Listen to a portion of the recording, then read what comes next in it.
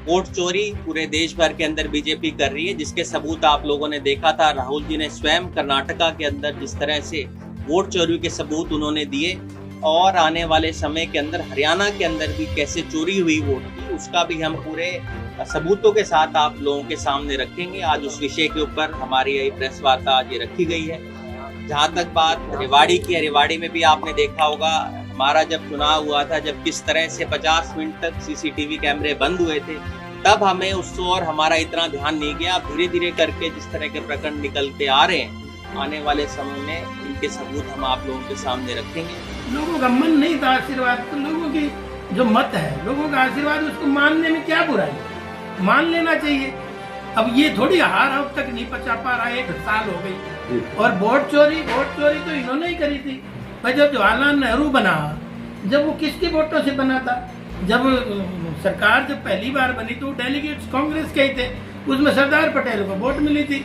नेहरू को काम का बना दिया वोट चोर, उसको कहते हैं। इंदिरा गांधी आपने देखा है, इलाहाबाद से जब चुनाव हारी थी, सुप्रीम हाई कोर्ट ने कह दिया था अब 6 साल चुनाव नहीं लड़ेगी, इन्होंने वोट चोरी की।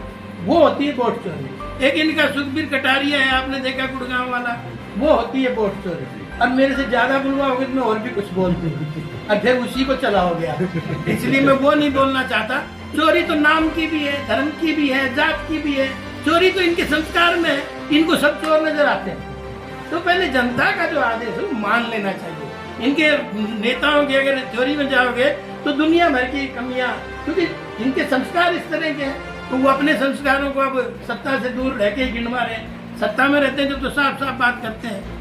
तो इसलिए वोट चोरी से काम नहीं, लोगों का भला करते 50 साल। अपने आप ये शब्द आते ही नहीं आपकी जबान पे।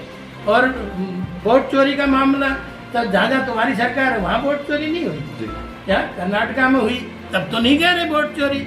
इलेक्शन कमीशन को भी ये वो देते हैं, जितनी सरकारी संस्थाएं सबको ये झूठा बताते हैं। और तो मेरी सेना को भी ये कहते हैं यार फुलझड़ी छुटा के आगे बता रहे, सर्जिकल स्ट्राइक होगी। तो क्या क्या चीजों का मुकाबला इनसे करोगे? अरे हार को बचाओ, लोगों की सेवा करो।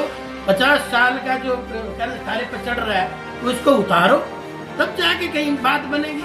और जनता ने दी हुई चीज है, इसको तो प्रजातंत्र की यही तो खासियत है। अगर एक चाय बेचने वाला देश का प्रधानमंत्री बन जाता है, ये अगर खासियत नहीं होती तो लोगों को इज्जत दो।